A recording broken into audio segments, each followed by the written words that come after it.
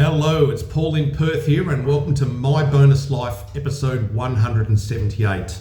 I've got a couple of noise things going on that I just need to make you aware of. On my right, I have the heater going, which is the fan is making a low hum for that because it is cold. And on my left, I have Caroline making lunch and hopefully she'll make an appearance, but who knows, maybe she won't, we'll see. I can see there's a banana cake and some leftover Thai on the go, so who knows. So here is today's agenda.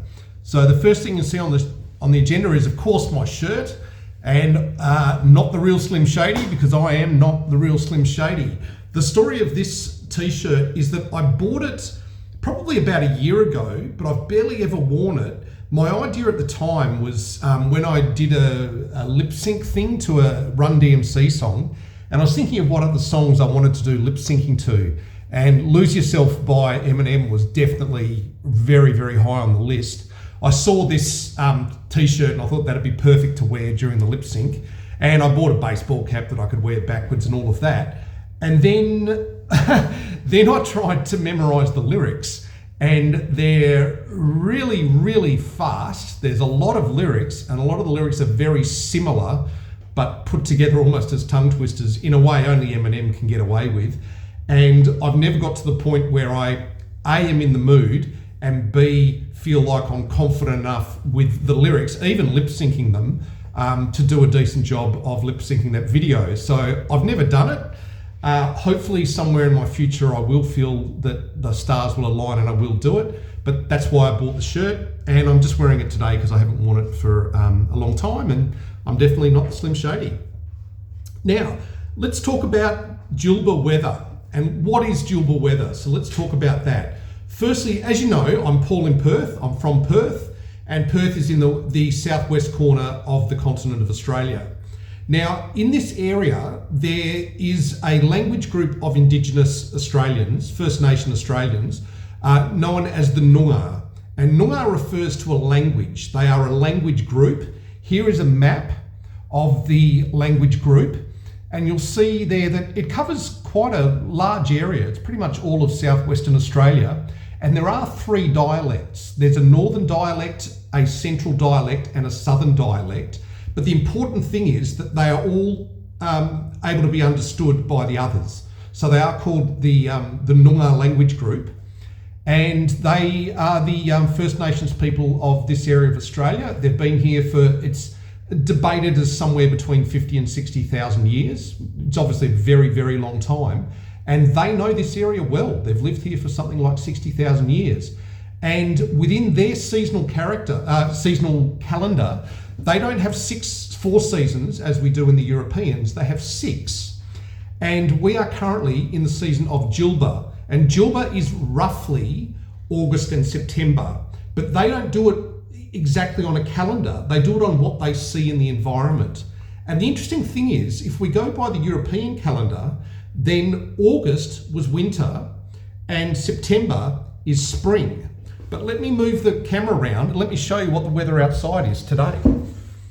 And this is why the heater is on. Let's just unlock the door. This is the weather today, and I don't know whether you can see, but it's been raining heavily.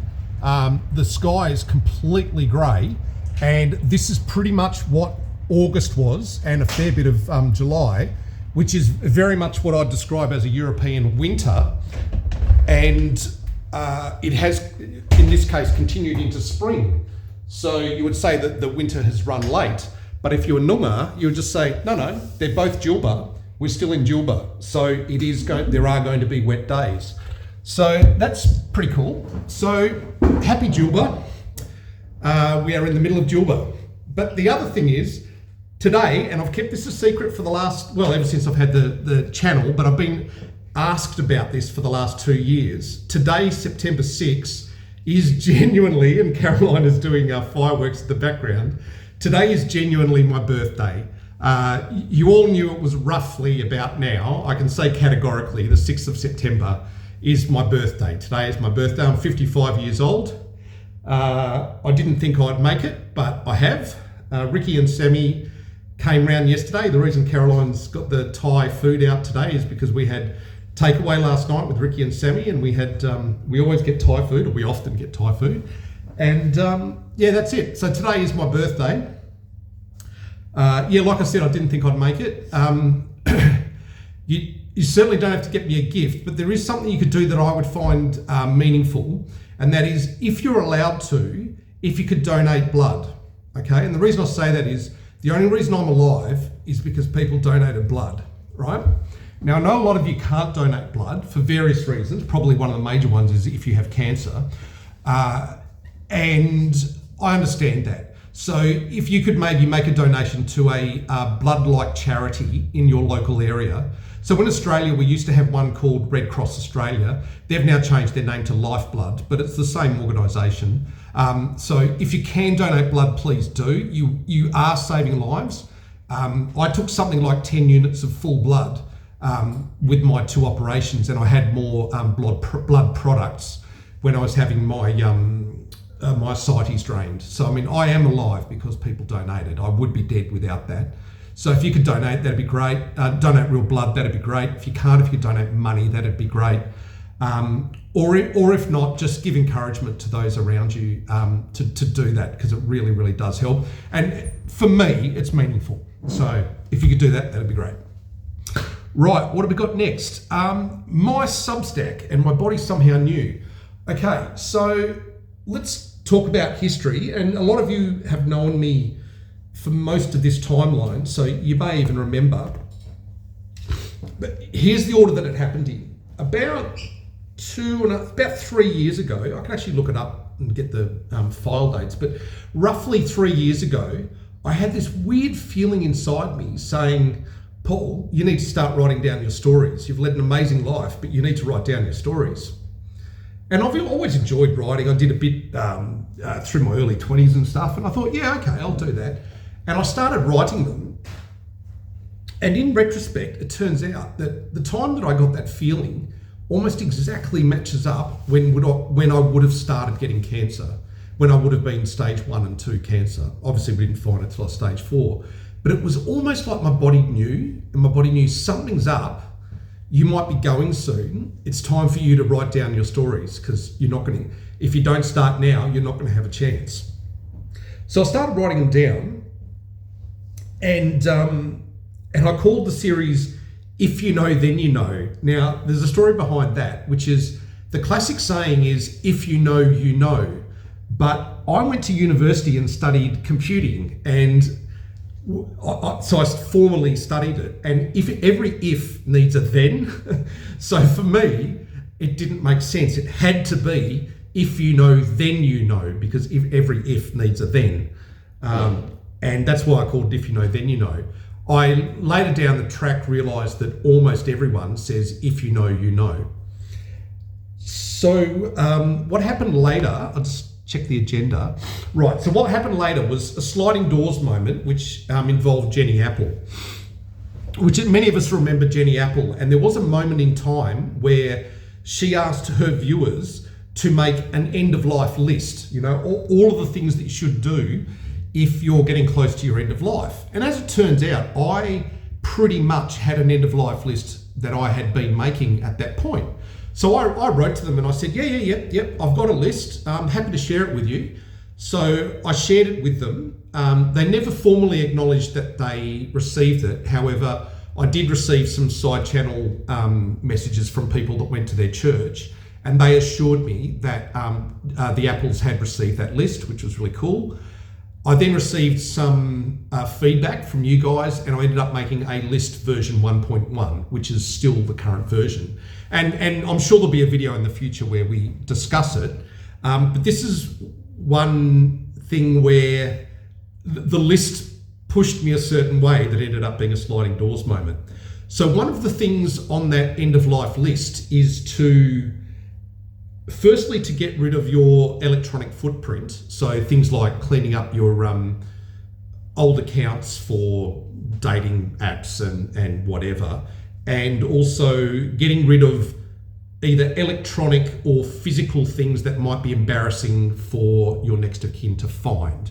And what I was mainly referring to was things like sex toys and whatever that are fine for you to deal with, but having your next of kin deal with it after you've passed away is probably a moment they don't want to have to deal with. And therefore, if you're getting ready for your end of life, things like those things are things that you should take care of so that your next of kin don't have to.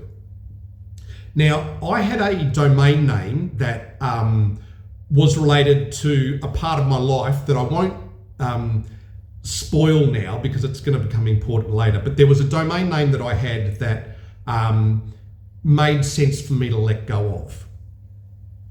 And I did let go of it, but I didn't realise that I'd actually used an email address from that domain as my login to my Substack. So when I let that domain go, I suddenly lost my ability to log into that Substack. I contacted Substack and said, hey, here's what's happened. Can you help me out? And they said, as long as you can prove you are the author, we'll give you your site back. Now, the details of site back become important. I thought it would be like they would just give me a new login address and password and I would get the site back. So all my old stories would be there, all my old comments would be there, all my old subscribers would be there. That's not what they meant. What they meant is we will give you the namespace back. So we will give you name@substack.com with no stories, no subscribers, but it's your old site. It's the old name. You can now have it, but you just can't have anything historical from it. So what happened was I lost everyone that was on my Substack list. I lost all of my stories and I lost all of my subscribers. Now, as it turns out, I had made a backup of my If You Know, Then You Know stories. So I had them on a USB flash drive, luckily. What I don't have and still don't have is my cathartic files. So if any of you were on my list before and have the emails, because they would have got emailed to you, if you've still got those emails, can you please email them back to me? Because I will eventually reload them and I actually don't have a copy of them. So that'd be great. Now, so what's happened is I've relaunched my Substack. I haven't done any of the branding and then all of that. It's going to take me a while to do all of that. So it's a really, really plain website at the moment. But I thought it would be a chance to revamp the stories and also fix something that happened during the telling of those stories. Now, what happened was the West Australian newspaper, which is Perth's biggest news, it's pretty much the only newspaper nowadays, physical newspaper, was running a competition called Best Australian Yarn. And the rule of the competition was it must be a story that's never been published before. And I had a story called KFF, which was an aircraft that I had a forced landing in. And I'd written what I thought was a ripper story about it, but the rules were it couldn't be published. So rather than published on my If You Know, Then You Know Substack, I pulled it back, put it into this competition, thinking I'd probably do pretty well, and waited until that competition was over before I put it on my Substack. In the end, didn't make the finals, didn't win a cracker, got nothing, right? And I actually think it's a cracking yarn. But anyway, what it did was it put my stories out of chronologic order. So what I'm going to do is I'm going to relaunch all of my stories. I'm going to put them into chronologic order, and I'm also going to change the name from If You Know, Then You Know to being If You Know, You Know. So I'm going to make it what you guys all say. And that's what's happened there. I have already relaunched the KFF story, and I think I've got about 5 subscribers at this point in time. So some of you were checking on me even when the website didn't exist, which is really nice of you. And about 5 of you have come back. I've put KFF up. I think it's a cracking yarn. I'll put the link down below to that story. I hope you enjoy it. It is episode 1 of the new series, and a lot of the stories are going to be the old stories but revamped. And remember, since I wrote them down, I've gone through 2 near-death experiences. So there is probably going to be a different feeling to them when I re-release them the second time. They won't be exactly the same, I don't think, but that'll be part of the journey. I'm also going to fill in a few blanks. There's also, if you remember, there was a my bonus life episode where I read out a story of when I went to Billagai in Irian Jaya, and I put up some photos of me with the pickaninnies and the fuzzy wuzzies from West Papua. I might, because I've got such good photos of that time, I might put that story in because it was kind of cool, and because I actually have a letter that I wrote then, I can take myself back to that time pretty well. So I'll probably do that. Now, so please subscribe. Details down in the description. Now, Faye Louise's podcast. So some of you will already know Faye Louise. She works in the UK. She's a UK citizen. She got appendiceal cancer, but I think she got it before it became PMP. I might be wrong though. I'll find out. But what Faye has done is she has done a podcast. She's already done season 1 of a podcast of people that have survived either appendiceal cancer or pseudomyxoma peritoni.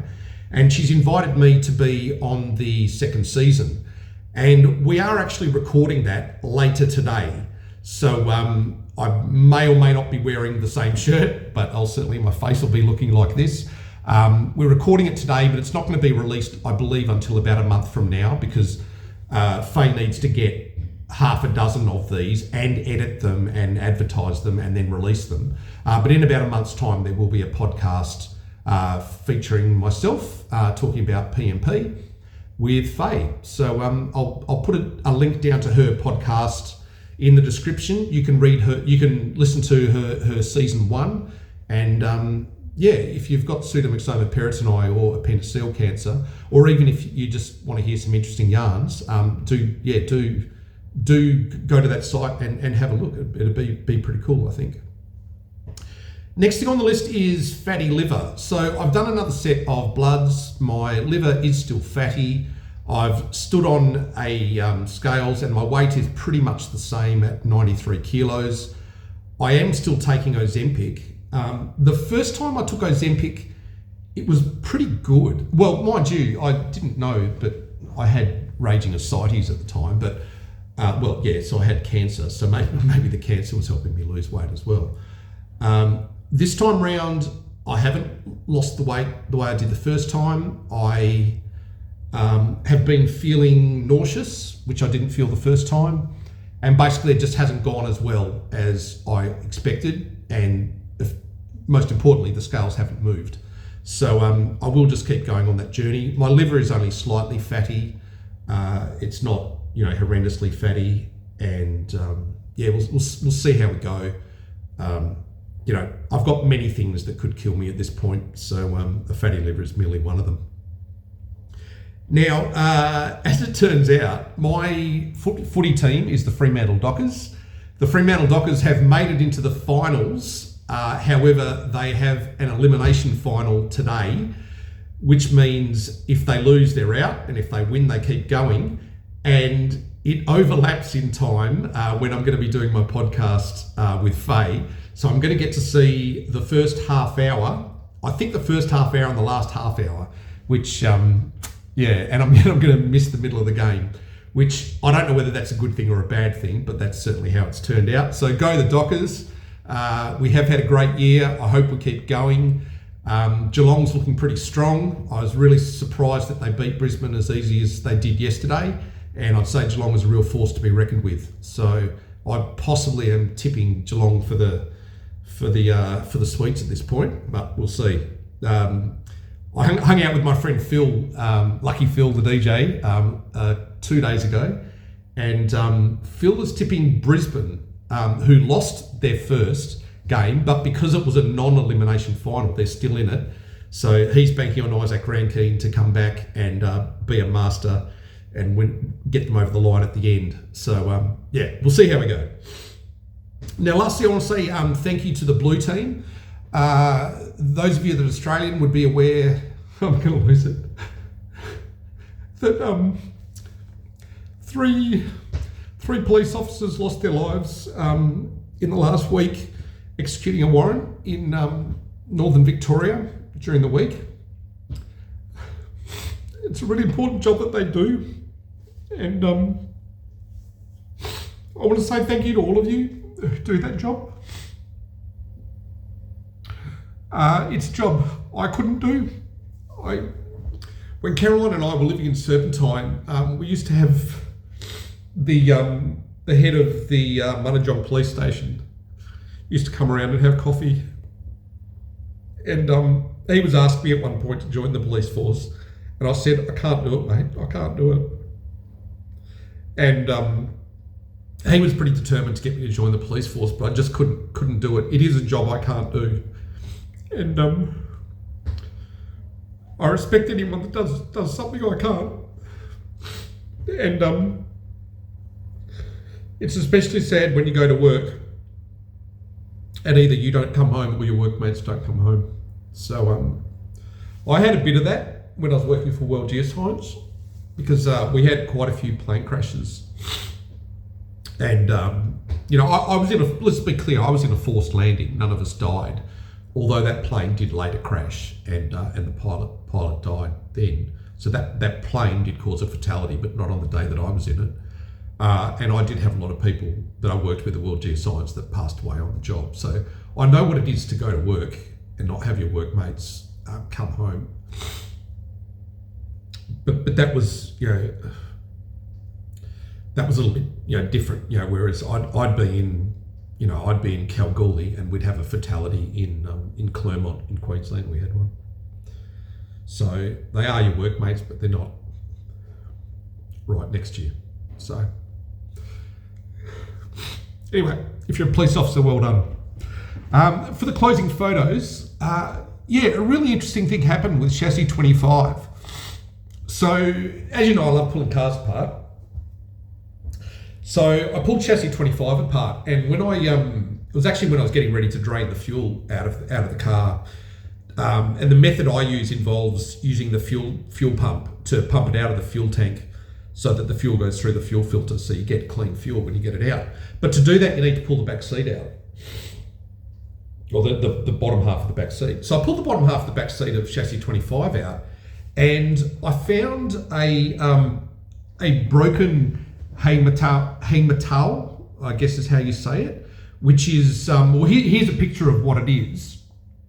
So that's a Maori carving, a Maori normally pendant, and it's a fish hook, and it's for many things, but the main thing it is for safe travel over water, because it's a fish hook. So and the rule is you can't buy it for yourself, you must buy it as a gift for someone else. And I knew enough about it. I've been to New Zealand 3 times. I knew about it to know that there were rules about it, but I didn't know what the rules were. And the thing about this pendant that I found under the back seat was that it was broken. So I contacted a Maori friend of mine and I said, hey, I've got this broken fish hook. I don't know what to do with it. And he said to me, okay. He said, firstly, you must not bury it in your backyard or just throw it away. I said, okay. So I knew straight away there were rules. He said, what you must do is you must go to the ocean and you must bury it near the ocean. I said, okay, I can do that. That's fine. And he said, and secondly, it means that the pendant has completed its journey. And I said, oh, it's really interesting that you say that, because the girl that I bought it off, she's Maori and she's pregnant and she's just come over from New Zealand. She has just flown over the ocean. And he said, yeah, well, the pendant has completed its job. So you can put it to rest now. You can take it to the ocean and bury it. Its job is done. I said, okay, that's pretty cool. So the other day I was with my friend Luch, and we'd been hanging out. I think we'd been fixing his son's car. He's got a CX-7 that had some issues, and we had a spare afternoon, so we decided to drive out. We ended up going to Scarborough Beach. We didn't really. We just followed our nose to the beach. We ended up at Scarborough Beach, and I buried it. So the closing photos are of me burying the fish hook that I found in chassis 25. And the interesting thing was, a week later, I was selling car parts, and the last photo I'll make it this guy Charlie that turned up. Now I don't know if I didn't ask if Charlie's Maori because I thought that would be a weird question to ask. But what I'll say is Charlie has a Maori appearance. So it felt really cool to me that I buried or honoured this Maori pendant, and then in under a week, someone of a Maori appearance had turned up in my life and made me smile. So enjoy the closing photos. Oh, katangi te titi, katangi te kaka, katangi hoki kua hau. Tihe wa mauri ora. Tutira mai ngā iwi. Tātou, tātou e.